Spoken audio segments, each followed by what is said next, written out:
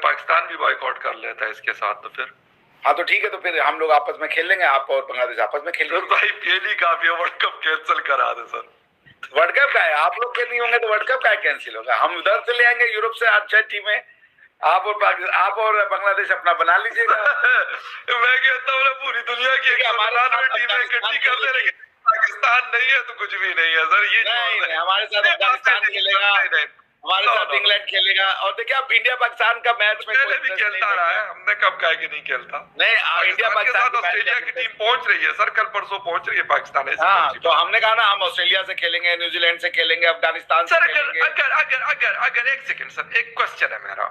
वैसे हमारा टॉपिक दूसरा था, लेकिन क्योंकि ये ब्रेकिंग न्यूज के तौर पर आ रही है बात, सर मुझे ये बताइएगा कि गुज़िश्ता साल 2025 फरवरी में पाकिस्तान होस्ट कर रहा था चैंपियंस ट्रॉफी को, सारी टीम्स आई, इंडिया ने कहा नहीं जी हमें तो सिक्योरिटी कंसर्न है। सर अगर अब बांग्लादेश कहता है तो आप माने ना उनकी बात, आप तो नहीं आए थे पाकिस्तान, आपने कहा नहीं हम नहीं खेलेंगे, हम यूएई में खेल लेंगे, वहां नहीं खेलेंगे, तो नहीं आया। देखिए फकर भाई, तो सर अब बांग्लादेश को क्यों नहीं आप ये करते? अगर आप खुद ये कर सकते हैं, अब ये छोड़ दें कि जी हम बहुत बड़े हैं और वो बहुत छोटे हैं सर, क्योंकि वही छोटे जो कल आपके बहुत अच्छे थे, आज वो अगर वो कर रहे हैं आपसे तो फिर आप कहते हैं नहीं जी नहीं, ऐसे तो नहीं। मतलब आप तो डेमोक्रेटिक नेशन है ना, एक डेमोक्रेटिक कंट्री है ना, आप तो मतलब डोनाल्ड ट्रंप वाली पॉलिसी अगर है तो फिर तो खैर कोई भी आर पार हो जाएगा, लेकिन अगर वो नहीं है, अगर डेमोक्रेटिक पॉलिसी वही चलती आ रही है जो इंडिया की एक हुआ करती है। आप भी डेमोक्रेसी है, बांग्लादेश भी डेमोक्रेसी है, सब डेमोक्रेसी है, डेमोक्रेसी का कोई एक रूप नहीं है। लेकिन आप सुन लीजिए मेरी बात सर, हमने पाकिस्तान का बैकआउट किया था, हम बांग्लादेश गए थे खेलने, गए थे हम बांग्लादेश खेलने, हमने कहा वहां में सिक्योरिटी का वो था नहीं था, हम गए वहां खेले, टेस्ट सीरीज खेली और हमने वनडे भी खेला। मगर ये कि अगर आपको दूसरों को वो गलत कंपैरिजन करना है, जबरदस्ती का वो बहाना बनाना है, तो टू हेल विद यू, आपकी कोई वैल्यू भी नहीं है। कौन सा अच्छा खेलते हो तुम यार, कोई अच्छा इनका ना तो इनके चाल चलन अच्छे हैं, जबरदस्ती प्लेयर्स बीच में आ जाते हैं ट्रैक के, इनसे लाख गुना अच्छे अफगानी भाई है हमारे, हम अफगानियों के साथ खेल लेंगे। अच्छा हुआ जान छूटी इनसे। सर तो काबुल कब जा रही है इंडिया की टीम?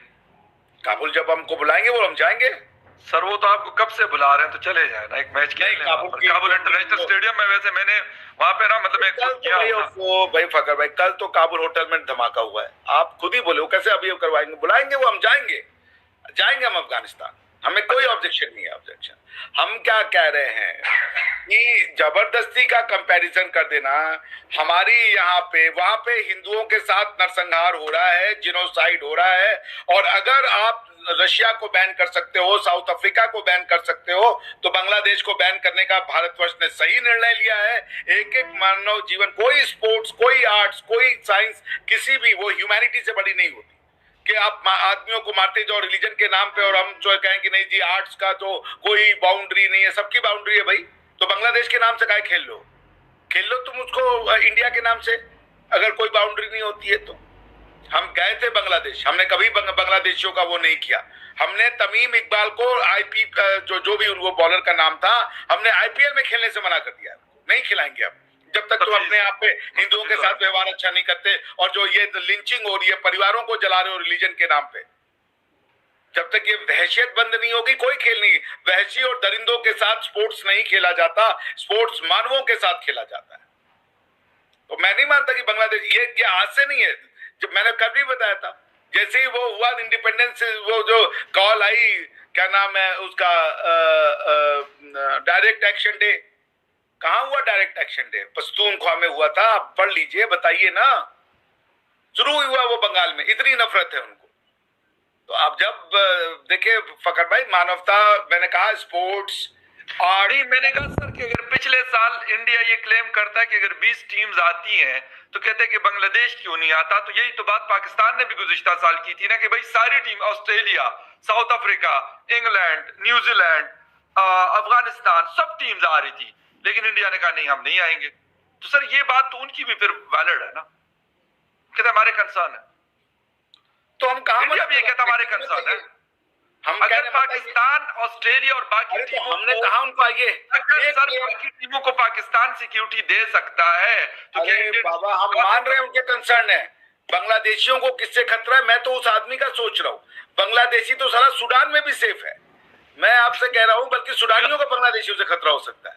मैं आपसे क्या कह रहा हूँ कि आप ये बताइए कि ये जो इनको खतरा है, लेके ना सर, मैं बांग्लादेश में सर, मेरे पास किसी का नंबर नहीं कि मैं व्हाट्सएप कर लूं, मैं किसी को जानता नहीं हूँ भाई। मैं कह रहा हूँ पैसा आपके पास नहीं, रुपया आपके पास नहीं, सब क्यों नहीं है सर? बहुत है सर, बहुत रुपया है बांग्लादेश के पास। आप ले हमारे लीजिए। पास, आपके पास रुपया बहुत है, उसकी वैल्यू नहीं है, ये मैं मान रहा हूँ, रुपया बहुत नहीं है। सर, वैल्यू क्यों नहीं है? ऐसी क्या बात करते हैं सर इस वक्त? कैसी बातें करें आप, बताए वैसी डिवेल्यू तो आपकी रुपए हो रही है, हमारी वैल्यू, हमारे रुपए तो और डिवेल्यू नहीं हुआ, जितना था उतना है। 280 का डॉलर था, आज भी 280 का डॉलर है। तो हमारा कौन सा डिवेल्यू हुआ? 80 का था, 82 पे है 92 में।